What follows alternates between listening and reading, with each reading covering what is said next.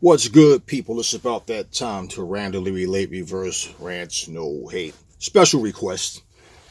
I was asked, what is the difference with Tyson Fury versus Dillian Whyte versus Tyson Fury versus Deontay Wilder? Because to them, they see it as the same thing. Okay, now let me explain this because I broke this down in the other video, but I wasn't really laser focused on that. So let me just say this. One thing you got to understand Tyson Fury, okay, he goes forward now. He learned that in the fight with Deontay. At least that's the way it seemed, because he said he's going to fight Deontay, walking him down, and he did that. Now let's understand, that's the only person that he's fought. Okay, just Deontay back to back like that. Okay, and that's the way he fought him the way he could. Now understand, the reason that he's successful against Deontay with doing that is because Deontay Wilder can't fight backing up. Deontay has no footwork. So that allows Tyson Fury to be able to sit down on his punches. I've always said, if he understood how to sit down on his punches, if he did, he'd be more effective as a fighter. But if you watch him, Fury throws mostly a jab right hand all night long. He might throw one shot to the body. He doesn't throw combinations. And basically, if he throws a barrage of punches, it's just to back you up. You saw that against Wilder. He was, doing to try to back him up. And then he initiate the clinches. Walk you down, use his weight and all of these things. Okay. When you guys seen Deontay Wilder on the training video, and he was standing hitting the mitts, and then he's standing there hopping on his toes for a little bit. I'm telling you guys, and you guys mistake that for footwork. No, you've never seen him train and spar and do any of this using his legs and getting around. He doesn't do that. He's not built like that. He's not taught to fight that way. That he doesn't know how to do that. That's not a part of his repertoire.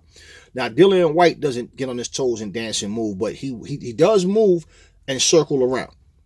The problem with Dillian Whyte is he circles around, but he'll circle around to get you off your square, then he'll come right back up and square right up with you again. He'll come back to the same square he just left. Okay, so because Tyson Fury was having success with Wilder, everybody has this mentality to think now that he's just going to walk everybody down.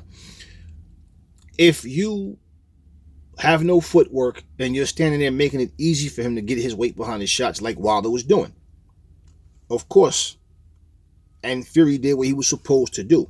Now, even though Dillian Whyte has more tricks up his sleeve, he put punches together better. He's not known for throwing really fluid combinations, but he will rip to the body. And this is what the things that Wilder wasn't doing. Now, Wilder was jabbing to the body, jab upstairs, and he just backs up at a straight line when he does. He comes in a straight line. What Dillian is going to have to do, okay, what I would have him do, first off, Tyson Fury, like I said, exchange. He's the one who initiate the clinches because he uses his weight to wear you out. Whenever he does that, I would open my arms up, let the ref see, hey, look, man, he keep grabbing, to get him to try to take a point away from Fury. Okay, because Fury does that shit. And then what I would do is when he comes in, I would rip my shots inside. What people don't understand is Dillian Whyte has less of a chance winning this fight trying to stay his distance from Fury. He needs to get in on Fury, whether backing up or going forward. He needs to get in. And when I say backing up, what I mean is his side-to-side movement, just using lateral movement, throwing punches off angles, hit him in his hips. You step side, jab him to his body, hit him right in his hips. When you get in, when he's coming in, and he, every time he feints, when Fury feints, throw a body shot. Give him two to the body. Come inside. Because Fury used those feints. That's a huge part of his offense. He used those feints, and every time he does it, what does he give you? Jab, right hand, or just a jab. And then he tries to, move. He'll hop on his toes side to side real quick, and then he'll, out of nowhere, try to throw the right hand, or, but he's throwing the same punches over and over. He doesn't have a high punch output on either. So I would have Dillian Whyte, for one, he need to catch punches with his arms, with his gloves, with his arms. Catch and shoot. And he needs to be aggressive on the inside. He's going to have to make it a dirty fight And I don't mean cheating dirty. I mean a dog fight. He's going to have to, in my opinion, that's how he's going to have to fight Fury. He's going to have to get him on the inside. When Fury got dropped by Wilder, how did he get caught? He got caught slipping, leaning forward without protecting his chin, anxious to try to get his weight behind the shots. This is where you need to be ripping them uppercuts and hooks on the inside. And pretty much give Fury something to worry about. That when he's coming in, that it's not easy to hit you, and you have something coming back at him. But if you keep letting him grab you and then try to walk you down, and I mean, basically, he's a taller guy. He's heavier than Dillian, but Dillian, regardless, Dillian is going to have to make this a dog fight. And see, the thing with Fury is Fury's height and weight. He's going to have that advantage over everybody. You know, with the exception of someone like a Jarrell Miller. I mean, there's nobody else as big or as tall as him that's in boxing that's effective anyway right now. So if it is, I don't know who they are because they ain't did shit. So basically, those things that Dillian that he's going to have to do, we see Dillian do these things with other fighters. He's done, you know, similar things, but like Dillian, you know, he has his flaws too.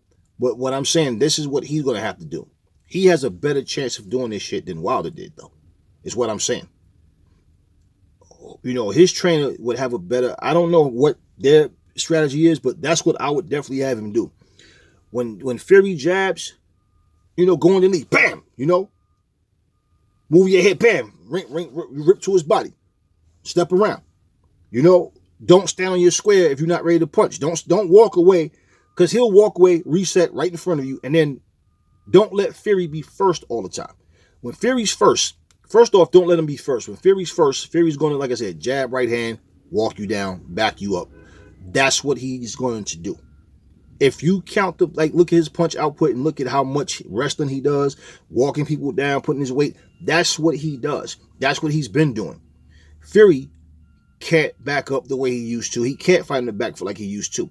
All that movement now, everything is all upper body. It's not his legs, which means he's not as effective going backwards. And that's what Whyte is going to have to make him do. He's going to have to, you know, crack him, catch him on the inside, make him uncomfortable. So when he's doing like fainting, bam, he's catching it to the body, you know, step around. You know what I mean? Jab at him now. Step around. You know, when you get back set, throw your combinations in the middle. Make Fury uncomfortable.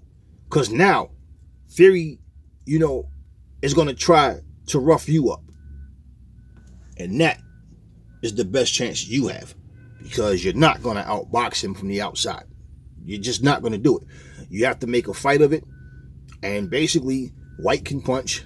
You know, Fury got weight behind his shot. But with the sidestepping, with the lateral movement, stepping around, that's going to make it very difficult for Fury to sit down on his punches. And he's going to throw arm shots. If you've seen the video with him and Joseph Parker, right, they're just throwing shots to the body, conditioning movements and stuff, just, you know, working. Them shots are so fucking light, man. Nothing on them shots. So Whyte doesn't have to worry about that kind of shit. He just basically needs to take away what Fury's doing good. And what Fury's doing good right now is working off that jab right hand and using his weight to sit down on the shots. And if you're moving to where he's not there, and what I'm saying, if he moves his head right and step around, he doesn't have to be too far off the mark. But you know he's coming in. Bam! When he's coming in, you're ready to fire back at him. Keep him from getting complacent with what he's doing, and make him have to work to get at you. So basically, he's gonna have to outsmart him with work, with movement, and letting his shots go in the middle. You know, and basically, you know, the one punch that we know has been a kryptonite for fucking Dillian Whyte was the uppercut, which is something he doesn't even have to worry about with Tyson Fury. You understand what I'm saying? But at the end of the day, take away what Fury is doing good and make Fury have to, you know, try to make it a dog fight, because Fury can't fight backwards the way he used to. He can't go back like he used to. So he's going to be either going to be frustrated and keep trying to make the same thing happen until something does happen, or he's going to say, fuck this, let's go. And that's the best chance. You want Fury to get aggressive. You want him, because he's going to reach. If you watch Fury throw those long looping shots and you ripping up the middle, same way he ran into some shit from Deontay, he can run into it from Dillian. So now that is one of the, those are the differences, and there's more, but those are the differences with him and Wilder. Wilder doesn't know how to do any of that shit, as you saw. And the only difference in this fight was Wilder was just throwing more body shots. And when he was trying to throw his shots and he was grunting with all them, he was trying to really hurt Fury. He was putting all that into it, but at the same time, standing right there in front of him, Fury's a big dude. You understand what I'm saying? And then basically, without the footwork and the ring IQ, he wasn't able to do anything different from what he did before, except just show more heart and, just was fighting off emotion and was trying to get Fury out of there. So it was an action-packed fight because of that. But Dillian Whyte has more fundamentals than Wilder. People seem to not want to understand that, but he does. You know what I'm saying? But Dillian Whyte, like I said, he has his flaws too. That's not what I was focused on talking about. I was just making a comparison. But as far as well, I will say that he can't stand there. Like I said, he can't stand there when he's not ready to punch. Don't stand there, because with that long reach, he's going to throw, and if you just move, Fury's coming with the right hand behind. He's going to bump into you. He's going to grab you, walk you back, try to tire you out. And also with Dillian Whyte, Dillian Whyte just needs to be confident and understand what the assignment is. He should be fine.